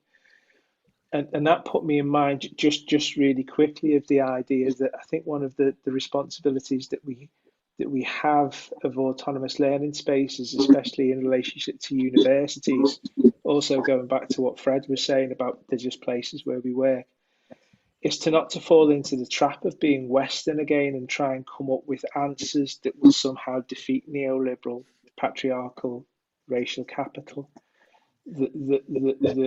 We need to hack toolkits locally to do things, and as well as occupying ourselves with the bigger questions and issues which are really important.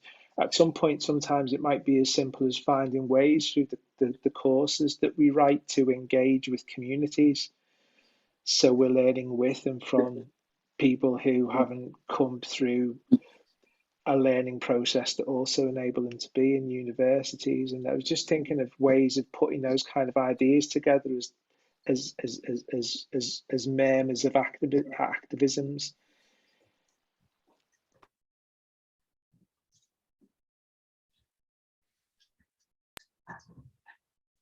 Other comments? Yeah, I have a comment, or I have a question actually, which is still carrying from many other conversation, but how can we make our autonomous learning spaces where we can also learn from other species, and or maybe from those knowledges, so those way of knowing that know how to know also from other elements, other relations, rather than just from the human element.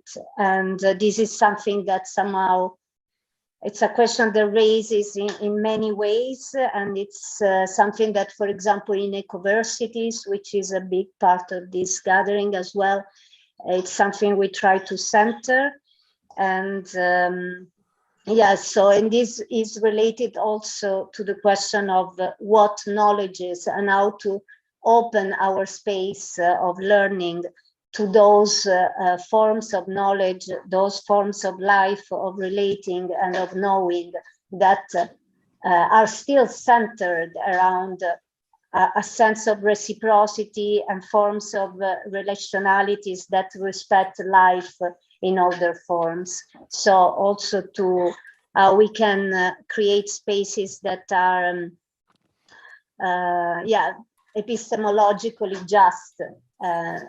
This is a question, and a comment is that we said that we could be together until 7:30, but actually the space here is available. So in case we need to go a little. But actually, we should start wrapping up because we've been going all day. So we really we need to start wrapping up, and maybe I think it's fair to say that we all agree that we want to keep to some kind of process going, and there's several trajectories and several projects underway, and it seems that we're just trying to weave as much as possible together, so maybe we should just maybe another 15 minutes, just very quickly, some last comments or proposals about how we might continue to weave together. I was just learned of a group yesterday, Subtrama, and I guess if I understand this correctly, drama can both be a conspiracy and a plot, right? And a tuxedo, a weaving. Yeah, it could be a conspiracy and a weaving, and so there's this collective subdrama. That's fucking cool.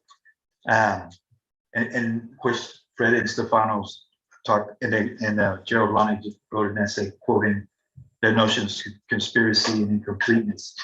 So maybe it's something to think about, is, how do we continue to conspire together, and at the same time that conspiratorial work, as very much the basis of it is a weaving together, right? And not maybe to just one project, or to one space, right? But a proliferation of spaces. Anyway, just as a kind of to shift into maybe some last thoughts, maybe some proposals.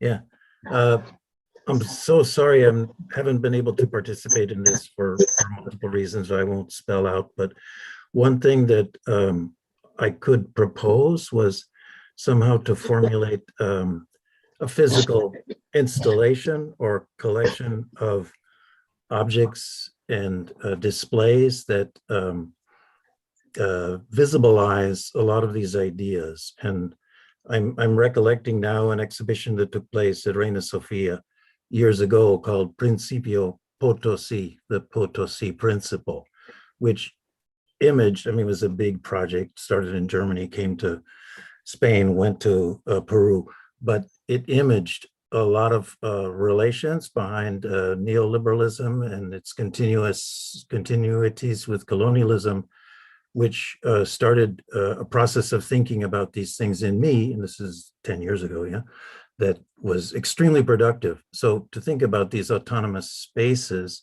and all of the projects over decades and decades that have been generated around this central idea, to make it physically manifest in some sort of forest of images that are tangible could be a useful thing.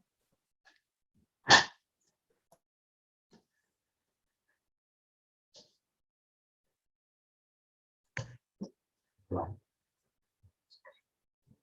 have a little comment that is already printed in our little book. It's not to advertise the book any longer, but it's just to underline our discussion and how Subcomandante Moises was answering the question about combination between the knowledges from the land and the knowledges that are developed within the institutions. He was saying, our young people from the Zapatista autonomous villages, from the new liberated generation, they want to improve our life here. But on our territories, there is no fake abundance. We are living with the principles of commoning and sharing. They started, the young people, for example, to think about how their grandfathers and great-grandmothers did without the expensive chemical medicine back then. And they started to study the medicinal plants of our lands. And for that inquiry, they realized that they would need a biochemical laboratory. But how can we get them one? Laughs. Laughs. Laughs. Ha ha ha.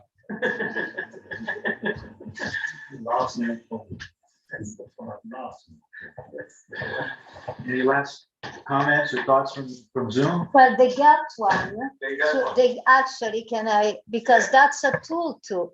They finally got one, and it was thanks to the comrades from Italy that were raising money, especially in the stadium, dedicating this campaign to a comrade who was killed by fascists and who was very active in the local soccer universe.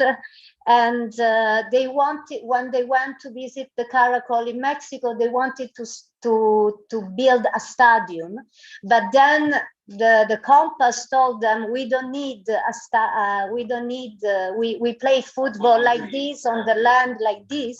We would rather build a laboratory for the medicinal plants. So, you know, maybe the answer is also that in solidarity, and when we listen to our needs, and when we share our struggles, and we share our resources that don't have to be only monetary, we know this, then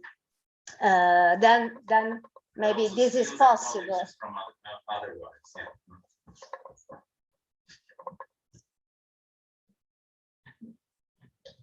Any other comments from Zoom? Last comments? Wrapping up.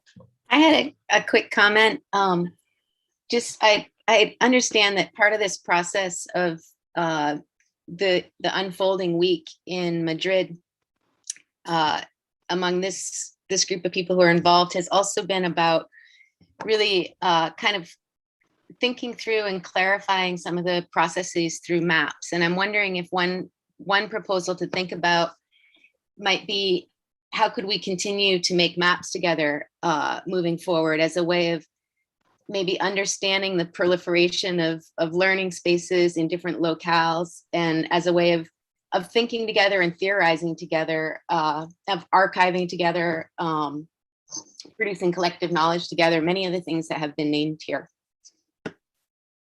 Thank you.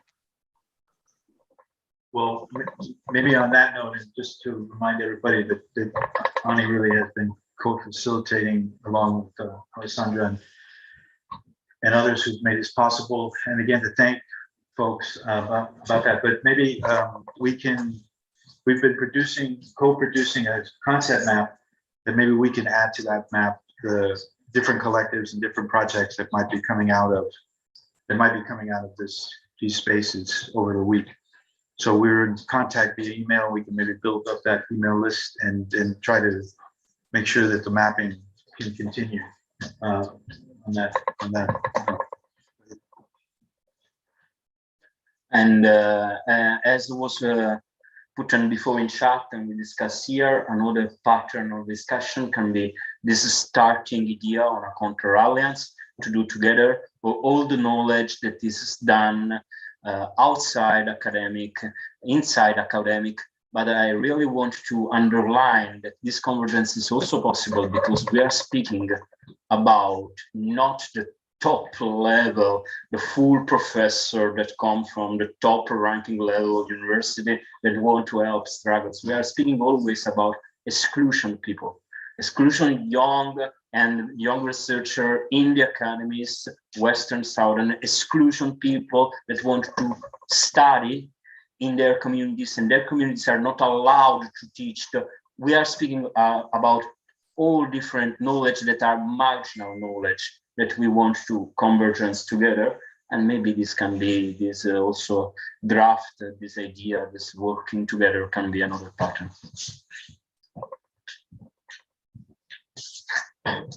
Last thoughts from Zoom? From here? Yeah.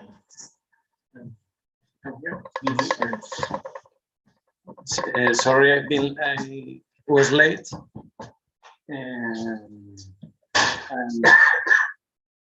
think we are reflecting on many topics together. So I was invited by Giuseppe and other friends, so I wanted to share a little bit my experience if it is useful for you.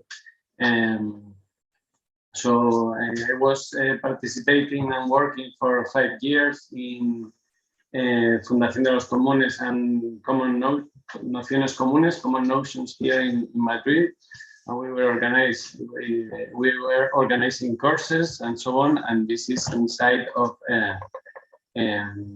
what we call the political enterprises, las empresas políticas. That is, I think, is the most stable idea we have created. So we have in Pamplona, in Catacrac, and Barcelona, La Hydra, and so on. There are some of these political enterprises we understand. So right now, and I think some of you are in the same situation now. I'm working in the university for the first time, so I'm kind of divided because there are like 2 souls. So I'm beginning in sociology. So I'm beginning to try to make alliances with the people. You know, it's kind of the academic work usually divides the people a lot. So most of the people are very individualized. So they are trying to make their papers, the articles, and so on. You know that. So I want to propose to my organization, which is La Villana here, Fundación de los Comunes, my assembly, to make a political assembly that can kind of orient the research of the allies that have a kind of better conditions, work conditions in the university. And from the university, we can take our human resources, that we have more time or better working conditions than most of the people we are in these political enterprises, for example. And human resources and infrastructures that are inside of the university that can be used for these organizations without creating dependencies and so on. And I think another very important thing should be the salary thing, that we should have, I think, kind of discipline with the salary. And in the same way, we were here in Madrid, we had some people they were deputies or concejales in the city, and they had discipline with the salary especially. So with all this money, we can make new projects related to with Rojava. If you want to make a project with the University of Rojava, with Chile, with Mexico, or with whoever. So I think it's, for me, as I understand that, I think the problem is not so much how to create subversive knowledges and so on. Too, that is important, but I think it's how to create organizations, really, and how with the people in the university that have better positions can help to create more stable organizations with that resources. So Sorry, what is the proposal exactly? So the proposal for me, in my case, or in the case, is that instead of, if you are an academic and you work in a university, instead of obeying your personal desires or the official criteria of the value of the academic value, I think is to obey to another political assembly that orients your research and orients your decisions, so you're not an individual making your individual decisions in your own professional career, but you belong to an organization that you kind of obey because you are in a public institution there. I think communist parties have made this all their history, no? But like a union.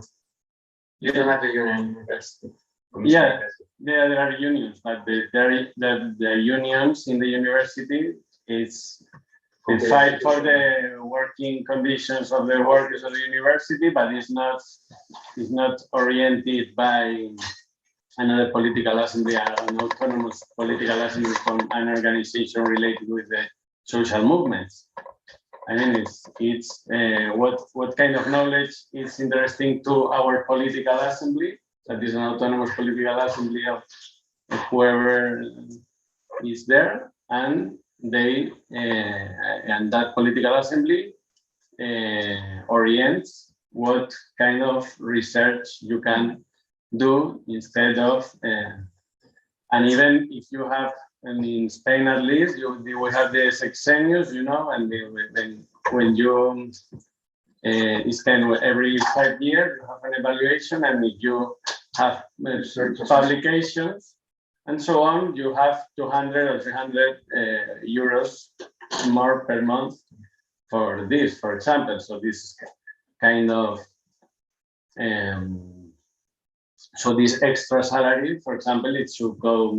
I think it should go to our organizations in some way, because otherwise this division between academic and activist, I think, is not only related with symbolic value and so on, but it's also related with the class position of create a party that connects fondazione dello comune and the university inside to create an assembly transverse. No, a common wallet for that. As well, right, yes, as well. yeah. Yeah.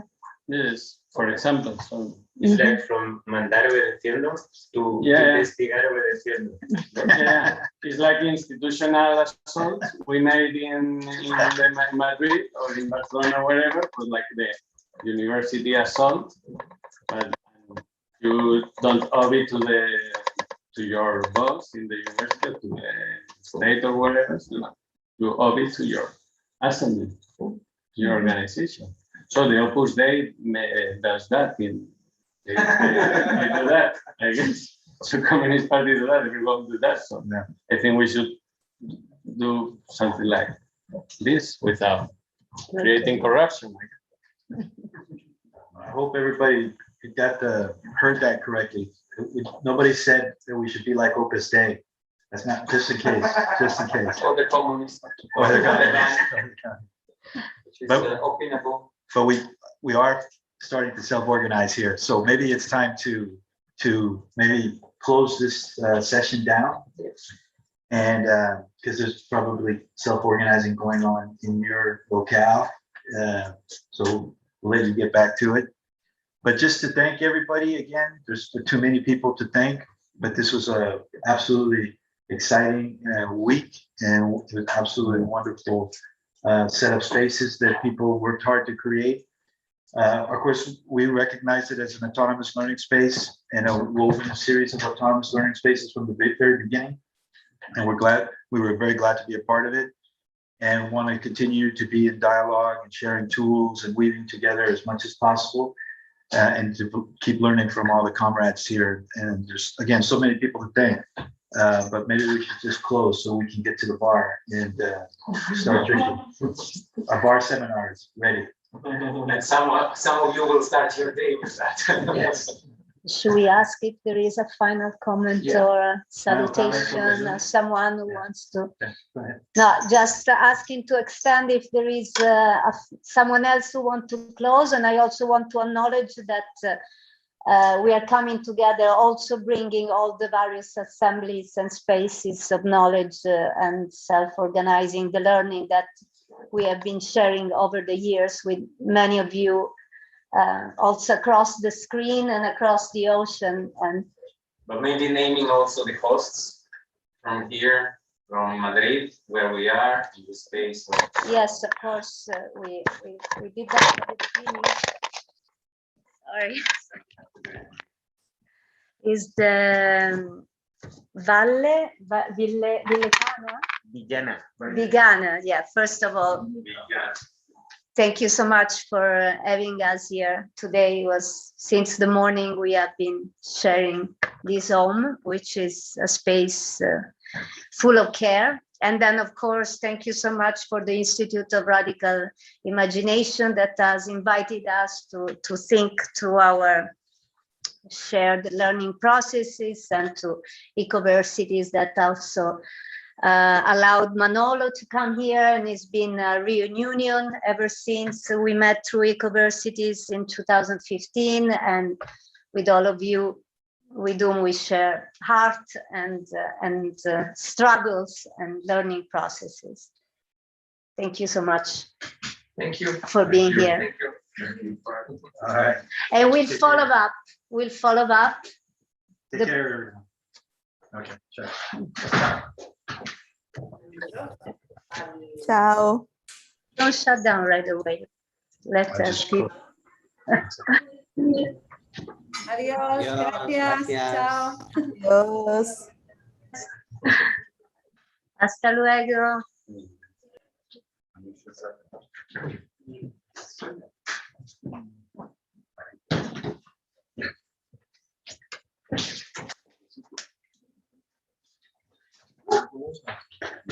you.